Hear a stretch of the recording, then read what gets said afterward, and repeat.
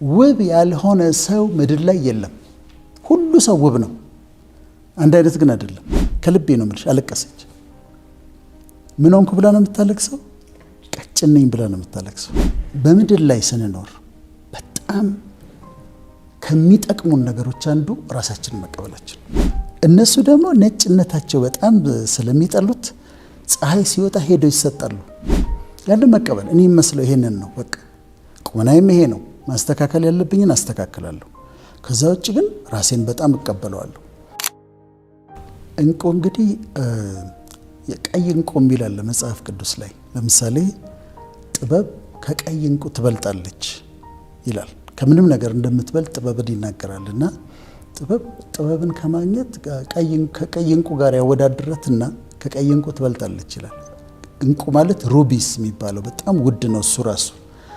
ስለዚህ ሰው ልጅ በምድር ላይ ስኬታማ የሚሆነው በጣም የተዋጣለት ኑሮ የሚኖረው ጥበበኛ ከሆነ ነው። እውቀት ኖሮት ብዙ እውቀት ኖሮት ግን ጥበብ ከሌለው ችግር ውስጥ ሊገባ ይችላል። እና ራሴ የምጠቀምባቸው ነገሮች ናቸው። በነገራችን ላይ እነዚህ ይህንን እኔ ከተማርኳቸው በኋላ ራሴ ለህይወቴ የምጠቀምባቸው ናቸው።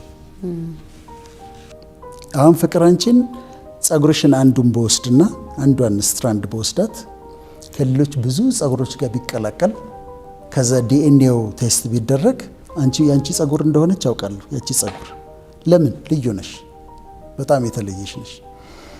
ፊንገር ፕሪንታችንን እንሰጣለን የተለያየ ቦታ ስንሄድ። ለምንድነው አሻራችንን እንሰጠው? ይለያያል። የኔ አሻራ ያለው ሰው በምድር ላይ ማንም የለም። ያንቺ አሻራ ያለው ሰው በምድር ላይ ማንም የለም። ስለዚህ ልዩ ነን። እያንዳንዱ ሰው ልዩ ነው። የተለየ አድርጎ ነው እግዚአብሔር የፈጠረው። ታዲያ በልዩነት መቀበል ማለት በምድር ላይ ስንኖር በጣም ከሚጠቅሙን ነገሮች አንዱ ራሳችንን መቀበላችን።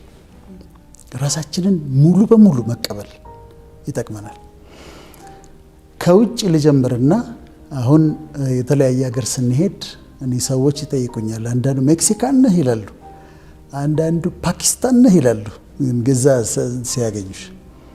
ከዛ እኔ ኢትዮጵያዊ ነኝ ይላሉ። ኢትዮጵያዊ ነኝ። ስለዚህ ኢትዮጵያዊነቴን በመቀበል እጀምራለሁ ከውጭ ስንጀምር። ከዛ የተገኘንበትን ቤተሰብ እንቀበላለን። የተገኘንበት ቤተሰብ አለ። ድሃ ሊሆን ይችላል፣ ሀብታም ሊሆን ይችላል፣ የተለያየ አስተዳደግ አድገን ሊሆን ይችላል። ግን ቤተሰባችንን እንቀበላለን። የተገኘንበትን ቤተሰብ ራሳችንን ስንቀበል አንድ ምሳሌ ልንገርሽ። ዶክተር ጌታቸው ቦሎዲያ ሲባል ሰምተሽ ታውቂያለሽ? ዶክተር ጌታቸው ቦሎዲያ ልጅ ስለሆንሽ ነው እንጂ አንቺም ፐብሊክ ሄልዝ ነው የተማርሽው። ዶክተር ጌታቸው ቦሎዲያ ሕክምና ፋክልቲ ውስጥ ባዮኬሚስትሪ ያስተምረን ነበረ። በህይወት የለም። እንደውም ሲያልፍ ታሪኩን የኛ ግራጁዌሽን ቡክ ላይ ጻፍኩት እኔ ነኝ። እና ኢስት አፍሪካ ውስጥ አለ የሚባል በፊልዱ በባዮኬሚስትሪ በጣም የታወቀ ሰው ነበር። ሁለት ነበሩ። አንድ እሱ ነው፣ ሌላ ግብፃዊ ነበረ። በጣም ታዋቂ በጣም የተከበረ ባዮኬሚስት ነበር። እኛ በጣም እንወደዋለን። ኮሚክ ነው፣ ይቀልድብናል፣ ሁሌ ዘናጭ ነው።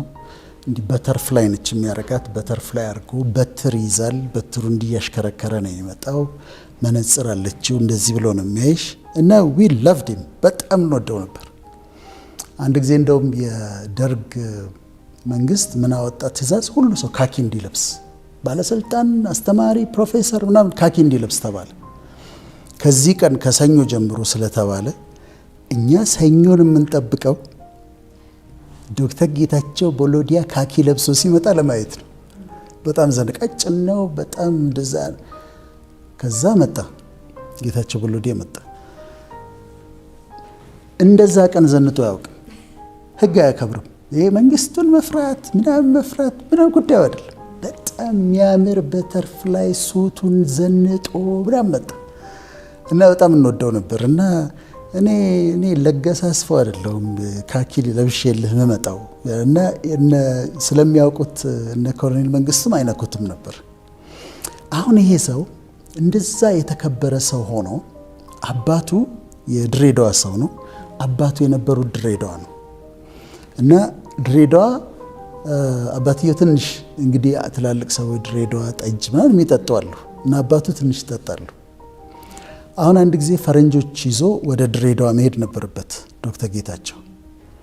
ከዛ ሲያልፍ አባቱን አየ። አባቱ ሞቅ ብሏቸዋል፣ አውቋል። ከዛ ከጓደኞቻቸው አቁምልኝ ያለ መኪናውን አስቆመ። ውረዱ አላቸው። ፈረንጆቹን በሙሉ ውረዱ አላቸው።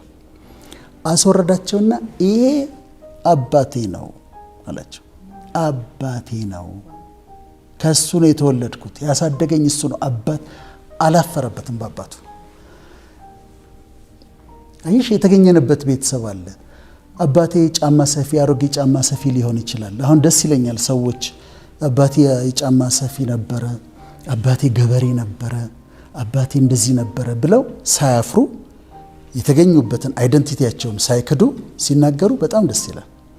ስለዚህ በቤተሰብሽ ያደግንበት ሰፈር የአይደንቲቲያችን ክፍል ነው። ምክንያቱም አይደንቲቲ ከጄኔቲክስ ኔቸር እና ከነርቸር ነው የሚመጣው። ኢንቫይሮንመንቱ አለ።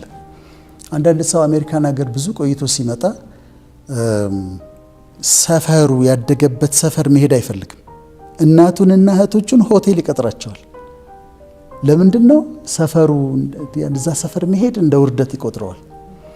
እኔ ያደግኩት ሪቼ የሚባል ነው መሿለኪያ፣ ሀረር ነው የተወለድኩት። ያደግኩት ግን አዲስ አበባ 22 ማዞሪያ፣ ከዛ መሿለኪያ ከጉርምስናዬን በአብዛኛው ያሳለፍኩት እዛ ነው። ጓደኞቼ የጨርቆስ ልጆች ነበሩ። እዛች ከመሿለኪያ ሪቼ 5 ደቂቃ መንገድ ነች እና ጓደኞቼ የጨርቆስ ልጆች ናቸው። እዛ እንሄዳለን። አሁን እኔ ደስ ነው የሚለኝ። እዛ ነው ያደግኩት እንደውም እላለሁ። ምንም እንትን የለውም። ስለዚህ የተገኘንበት ቤተሰብ ያደግንበትን ሰፈር እሱን አክሴፕት እናደርጋለን። ከዛ ወደ ራሳችን ደግሞ አሁን ወደ ውስጥ እየተጠጋን ስንመጣ ብዙ ሰዎች የሚሸማቀቁበት እድሜ፣ ሴቶች 30 ሲጠጋ ይፈሯታል አይደል? እና መናገር ይፈራሉ። 40 ሲሆን የበለጠ ይፈራሉ። ወንዶችም 40 50 ሲደርስ ትንሽ መደንገጥ ምናምን ይሄ ሚድ ላይፍ ክራይሲስም አለ። እድሜያችንን እንደብቃለን። ግን የኖርኩት እድሜ ነው፣ ለምን እደብቀዋለሁ? መነገር ካለበት ይነገራል እና እሱ አለ። ከዛ የፊዚካል አፒራንሳችን የተሰጠኝ ቦዲ አለ፣ የተሰጠኝ ሰውነት አለ። ራስን መቀበል ስንል ይሄ ፊዚካል አፒራንሴ አካሌ አለ። አንዳንድ ጊዜ ሰዎች በጣም ቀጭን ስለሆኑ ይሳቀቃሉ፣ ወፈር ስላሉ ይሳቀቃሉ።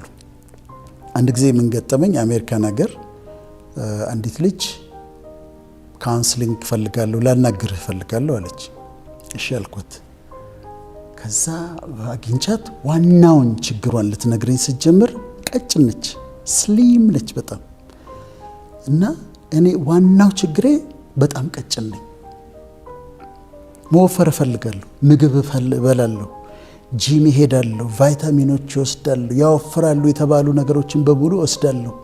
መወፈር አቃተኝ፣ ልብስ ለብስ አያምርብኝም። ከልቤ ነው የምልሽ። አለቀሰች። ምን ሆንኩ ብላ ነው የምታለቅሰው? ቀጭን ነኝ ብላ ነው የምታለቅሰው።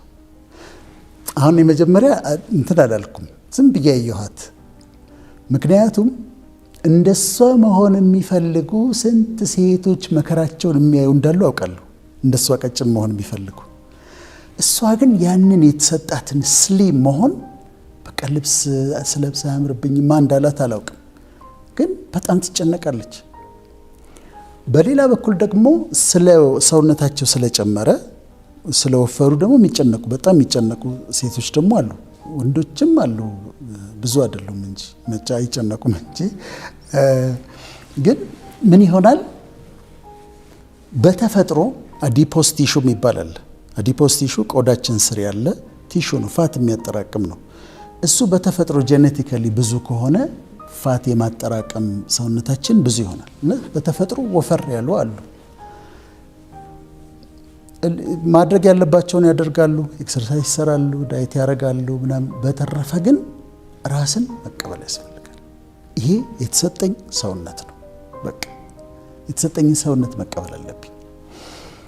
አሁን ወጣቶች ላይ በተለይ ይህንን አለመቀበል የኢቲንግ ዲስኦርደርስ የሚባሉ አሉ፣ እነሱን ያመጣል። ለምሳሌ አኖሬክሲያ ነርቮሳ ይባላል። ለመወፈር ከመፍራታቸው የተነሳ አፒታይታቸው ሉዝ ያደርጉና ከዛ መብላት ያቅታቸዋል። በተለይ ወጣቶች፣ ትላልቆችም አሉ። አሜሪካን ሀገር አክትረሶች፣ ሞዴሎች ምናምን የሚታመሙበት በሽታ ነው። ሌላ አይነት ደግሞ ምን አለ? ቡሊሚያ ነርቮሳ ደግሞ ይባላል። ቡሊሚያ ነርቮሳ ደግሞ ይበላሉ ምግቡን፣ ልክ በልተው ሲጨርሱ ይደነግጣሉ በመብላታቸው። ውፍረት ውፍረት ውፍረት የሚል ሀሳብ ነው ይመጣባቸው። ባዝሩ መታጠቢያ ቤት ሄዱና ጣታቸውን ይከቱና ያወጡታል። አሁን ይሄ የተለያየ ችግር ውስጥ ይከታቸዋል።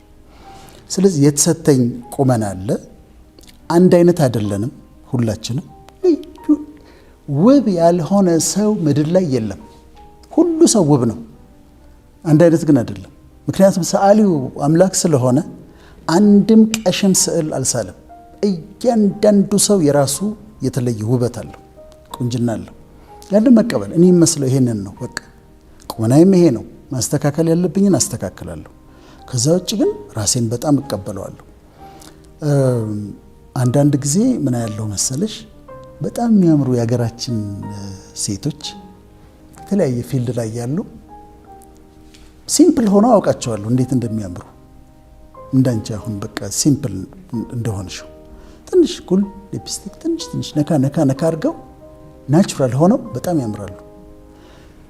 ከዛ ግን ከቅርብ ጊዜ ወዲህ የሚመጣው ፊት የሚሰሩት ነገር መልኳ እስኪጠፋብሽ ድረስ ወይ ደግሞ ሶስት ከሆኑ እቺኛዋ ማን ነበረች ብለሽ እስክትቸገሪ ድረስ አንድ አይነት ይሆናል። ምን አመጣው ይሄንን? ያኛው እኮ የበለጠ ያምራል። ናቹራል ከሆነ ድሮ ሳውቃት እኮ በጣም ታምራለች። ይሄ ራስን ካለመቀበል የሚመጣ ነው አንዳንዶቹ። እና በራስሽ ውበት ኮንፊደንስ እንዲኖር ያስፈልጋል። ራስን መቀበል፣ ቤተሰቤን፣ የተገኘሁበትን ሀገር፣ ቁመናዬን፣ መልኬን፣ የትምህርት ደረጃዬን። አንዳንድ ሰዎች ሳይወዱ በግድ ትምህርት ያቋረጡ ይኖራሉ። መቀጠልም አልቻሉ ይሆናል። ቢችሉ ይሁን፣ ግን ካልቻሉ ደግሞ በቃ ይሄ ነው አንብቤ ያስተካክለዋለሁ ይሄ ነው። እና ራስን መቀበል በጣም ራስን መቀበል ምን ያመጣል? ሰልፍ አክሴፕታንስ ነው የሚባለው። ሰልፍ አክሴፕታንስ ሰልፍ ኮንፊደንስ ያመጣል። በራስሽ እንድትተማመኝ ያደርጋል። ሰልፍ ኮንፊደንስ ደግሞ ሰልፍ ስቲም ያመጣል። ለራሴ ያለኝን ክብር ይጨምራል። ይህን ልበልሽና ይሄኛውን ፓርት እንጨርሳለን። ኦፕራ ዊንፍሪን በጣም ነው የምወዳት። በጣም ጎበዝ ነች። አንደኛ ቶክሾ ነው ያላት። በዓለም ላይ ቶክሾ ስታቲስቲክሱ የሚነግረን ቶክሾ በተጀመረ በአንድ ዓመት ውስጥ 90% ቶክሾዎች ይዘጋሉ። ይሄ የዓለም ዙሪያ ያለ ስታቲስቲክስ ነው። እሷ በጣም ረዥም ዘመን ሰርታው አሁን ደግሞ ወደ ራሷ ደግሞ ቻነል ሄዳለች። እና አንድ ቀን እያየኋት ምንድነው ኦፕራን ልዩ ያደረጋት ብዬ ጠየቅኩኝ። ለምንድን ነው የተለየችው?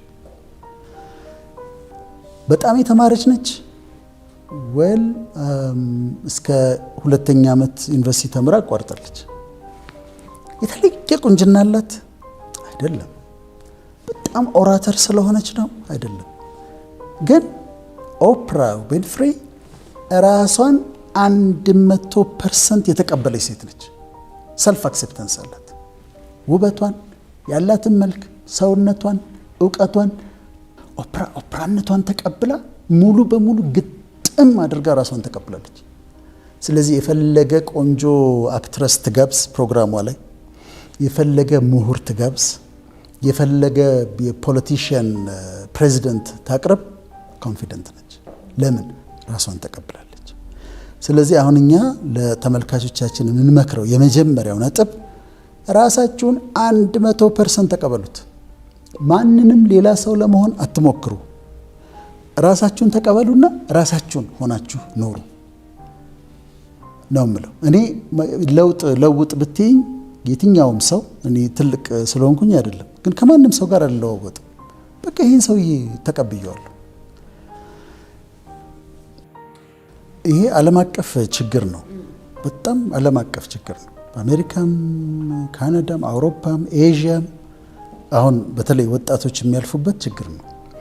ለምንድን ነው? እዛ ጋር ሞዴሎቹን ታያለሽ፣ አክትረሶቹን ታያለሽ እና እዛ መጽሔቱ ከቨር ላይ የወጣ የተነሳችው ፎቶግራፍ በጣም ሼፓ ተስተካክሎ ስሊም ሆና በጣም ቆዳዋ ጥርት ብሎ ብዳብን ፎቶ ተነስታለች።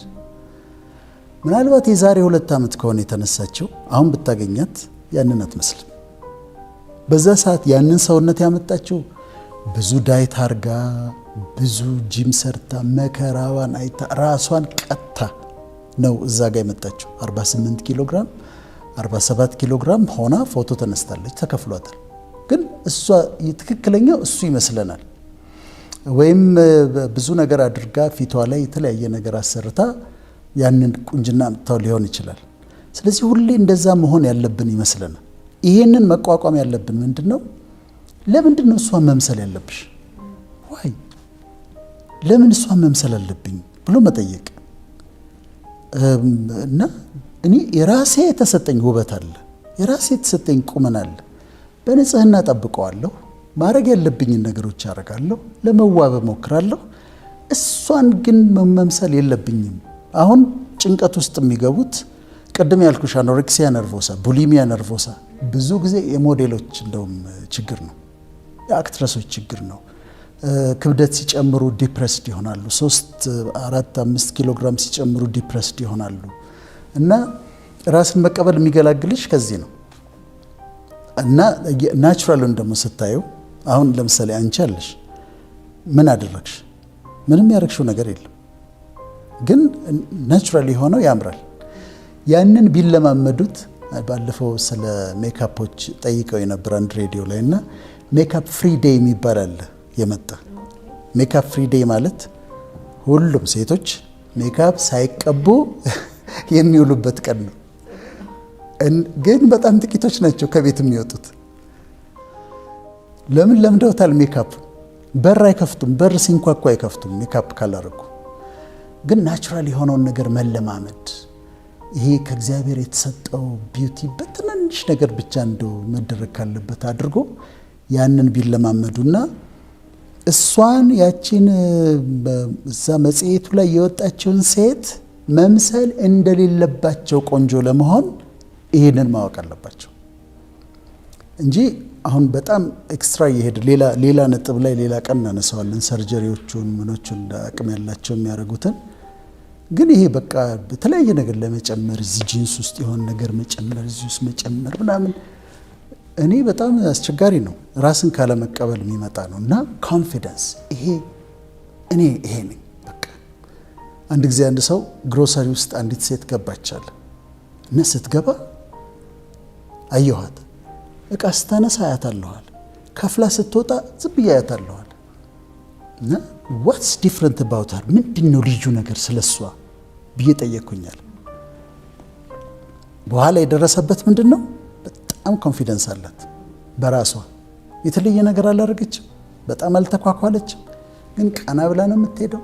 ትሁት ነች፣ ራሷን የተቀበለ ራሱን የቻለ ውበት አለው። ሰልፍ ኮንፊደንስ፣ ራስን መቀበል ራሱን የቻለ ቢዩቲ አለው፣ የራሱ ውበት አለው።